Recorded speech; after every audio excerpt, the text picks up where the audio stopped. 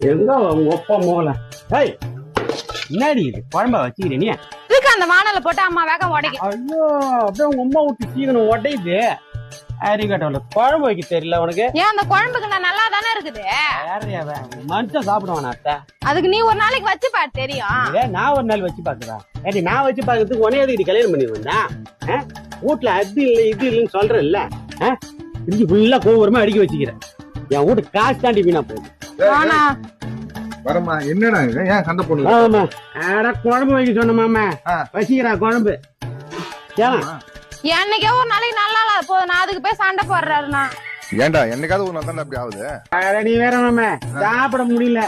உனக்கு பிடிக்கலாம் நாயிட்ட கொட்டிட்டு போ. சொன்ன மாதிரி நாய்கிட்ட கூட்டு போயிட்டான். நாய்க்கு நான் எங்க மாமா போவேன்?